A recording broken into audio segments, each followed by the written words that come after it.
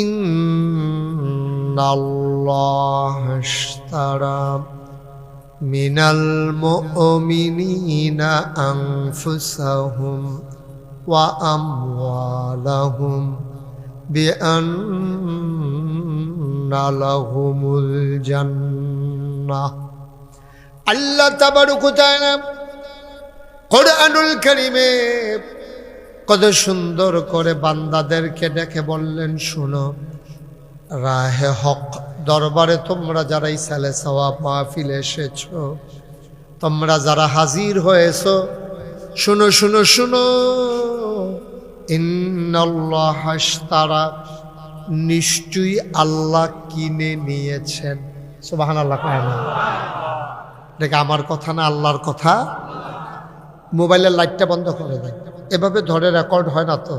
আপনি না নিজে শুনতে পারতেছেন, না রেকর্ড হইতেছে, তো লাভ মেহনত করেন কিতে আজাইরা শহীদারি। আপনি কি ইচ্ছা করলে সমুদ্রের পানিটা বোতলে বইটা লেখতে পারবে? এখানে কত টান লাগাইও তো ওয়াজ বাদ জায়গায়, আর আপনি মনে করছে আমার আছে দইটারাই, আল্লাহ যা করে করবে। আন্তা ফাতলে কি মাসুড হেগুল দিয়ে যে ভাঙ্গাইটা সাউন্ড লাগতো না। কেউ মোবাইল ধরেন না, এই যে বাচ্চার মোবাইলটা নামাই, মোবাইলটা নামো, মোবাইল ধরেন না, এমন করেন সবাই কনা আমিন। খুব খেয়াল। হ্যাঁ, আল্লাহ বলছেন ইন্নাল্লাহা ইশতারা, নিশ্চয়ই আল্লাহ কিনে নিয়েছেন, মিনাল মুমিনিনা, মুমিনদের কাছ থেকে। মুমিন কারা?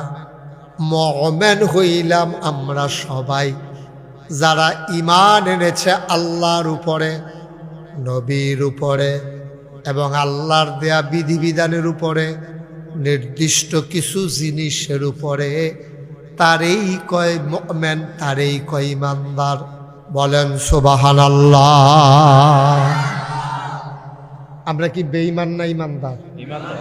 আপনিও কি এমনি ধরে রাখছেন লাইভ? এটা কি এমনি লাইভ হুমসে লাইভ কইলে রাহন যায় লাগে হাগার। আচ্ছা যাও, লাগে না, এবার তার বিরক্ত করে না। তোমরা কেউ মোবাইল ধরো না, খেয়াল করে শোনো।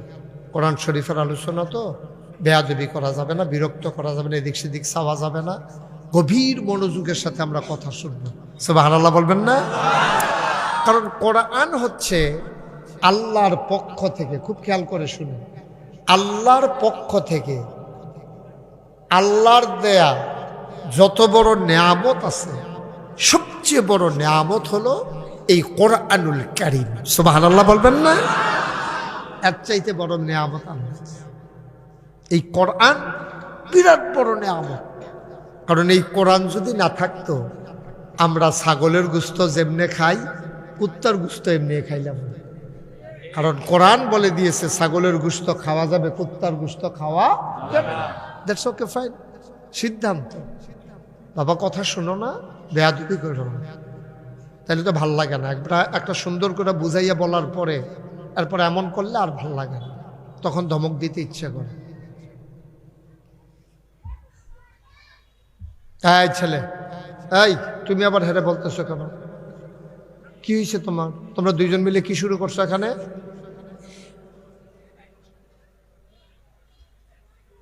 আমিন কন, জোরে কন। যারা আসছেন আইসেই বৈশা পড়ে, আলোচনা তো শুরু হয়ে গেছে। যারাই আসেন আইসা দ্রুত বৈশা যায়।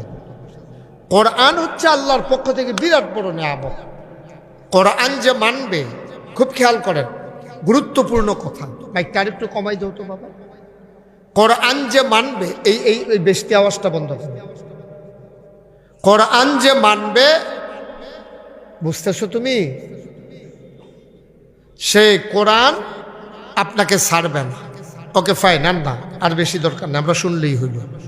কোরআন যে মানবে, কোরআন তাকে ছাড়বে না। সুবহানাল্লাহ বলবেন না? আবার কোরআন যে মানবে না, কোরআন তাকেও ছাড়বে না। সুবহানাল্লাহ কয় না? তাহলে কি কথা হইল? এক কথা, দুই রকম কথা না। কোরআন যে মানবে, কোরআন তাকে ছাড়বে না। আবার কোরআন যে মানবে না, কোরআন তাকেও ছাড়বে। বাবা একটু স্মুথ করে দাও আওয়াজটা, আমি মজা পাচ্ছি না আওয়াজে। তোমার মাইক কিন্তু অনেক ভালো মাইক, আমি কিন্তু মজা পাওয়া লাগবে, কথা বইলা আমি শান্তি পাওয়া লাগবে, নাহলে তো তোমার মাইক ফাও গেছে। তুমি আস্তা গরু জব করে রাখছো, হ্যাঁ বাড়ায় গরু খায় না তো ফাও গেল না টেহারি। স্মুথ করে দেওয়া আওয়াজটা যেন আস্তেই করে মানুষের কানে পৌঁছে যায়। কেন কিনি দিলে মাইক ভালো না।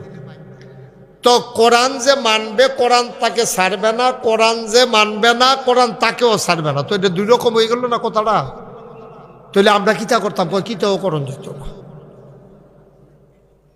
কোরআন যে মানবে কোরআন তাকে ছাড়বে না মানে কি? মানে হচ্ছে কোরআন যে মানবে, কোরআন অনুযায়ী যে জীবন চালাবে, কিয়ামতের ময়দানে মানুষটাকে এই কোরআন জান্নাতে না নিয়ে ছাড়বে না। বলেন সুবহানাল্লাহ। কিয়ামতের ময়দানে কয়েকটা জিনিস সুপারিশকারী হবে, এর ভিতরে কোরআন, রোজা, মসজিদ, এগুলার হাদিস আছে। তাহলে কম সময় তো সব আলোচনা করা যাবে না, শুধু জান্না রাখেন। আপনি যদি কোরআন মানেন, কোরআন অনুযায়ী আমল করেন, কোরআন আপনাকে ছাড়বে না, জান্নাতে নেবেই নেবে। সুবহানাল্লাহ বলবেন না? এটা কোরআনের ওয়াদা। কিয়ামতের দিনে আপনাকে যখন জাহান্নামের দিকে নিয়ে যাবে, জাহান্নামের দারোয়ান আব্দুল মালেক টেনে টেনে জাহান্নামের দিকে নিয়ে যাবে। আব্দুল মালেক বিশাল দেহের অধিকারী শক্তিমান একজন ফেরেশতা। আব্দুল মালেকের সামনে আব্দুল মালেকের চাইতে আরো মোটা, আরো তাজা, আরো শক্তিমান একজন দাঁড়িয়ে যাবে। বলবে এই যে মানুষটা, উনি রাহে হক দরবারের মাহফিলে 26 তারিখ নাগাইশের হুজুর যখন ওয়াজ করছে তখন উনি ছিল না মাহফিলে? হ ছিল। ওনারে কই নিতে আসো? জাহান্নামে। কয় না, হুজুরের কথা শুই না এই মানুষটা ওয়াদা করেছিল কোরআন অনুযায়ী আমি জীবন চালাবো। সেই দিন আমি কোরআনও ওয়াদা করেছিলাম, তাইলে আমি কোরআন তোমারে জান্নাতে নিয়ে যাব। কোরআন ওয়াদা করছিল আমি কোরআন অনুযায়ী জীবন, মানুষটা ওয়াদা করেছিল আমি কোরআন অনুযায়ী জীবন চালাবো। এই কথা শুই না কোরআনে ওয়াদা করছে। তাইলে ভাই সাহেব, আপনি যখন কোরআন অনুযায়ী জীবন চালাবেন নিয়ত করছেন, তা আমি কোরআনের তো একটা দায়িত্ব আছে। তা আমি কোরআনে ওয়াদা করতে আসি, আপনি যদি আপনার কথা ঠিক থাকেন, আমিও আমার কথা ঠিক, আমিও আপনার কিয়ামতের ময়দান থেকে জান্নাতে নিয়ে যাব। সুবহানাল্লাহ বলবেন না? আপনার কথা ঠিক থাকেন, আমিও আমার কথা ঠিক থাকাম। আর আপনি যদি কথা লড়সড় হয়ে যাই গা, পাগড়ি ধরে ধরে তবা করতে আছেন, আমি আর জীবনে গোনা করতাম না, লা ইলাহা ইল্লাল্লাহু মুহাম্মাদুর রাসূলুল্লাহ, কান্দা কাইটা গাড়াত গেছে পরে। এবার কি আপনি কইব রইছেন মোবাইল টোবাইল বন্ধ করে? কার আমি না মাহফিল, আমি দি কিস্তিতে হলইয়া ঘুরতে আসি। আপনি মাহফিলও বইয়া রয়েছেন, আমি গিয়া কিস্তির টেহা লইয়া ঘুরতে আসি। কিতা কর? কত তো ইয়া অঞ্চ আব্বা, আপনি এতক্ষণ ধরে মাহফিলও বইয়া কিতা কইলেন, আর বাড়ুই আপনি এটা কিতা করলেন? তে কইল কি, তে করলো কি? আপনারা এতক্ষণ ধরে জিকির করলেন মাগরিবের পরে, আবার ফিরসা হুজুরের লোকে জিকির করবেন লা ইলাহা ইল্লাল্লাহ। আপনি বুঝছেন নি কিতা কইছেন? নাকি আপনি বড় বড় ইয়া কইতে আসেন? সকলে কয় আমিও কইতে আসি। আপনি বুঝছেন নি কিতা কইছি? আপনি তো বুঝন লাগবো তো, এটা কিতা কইছেন আপনি?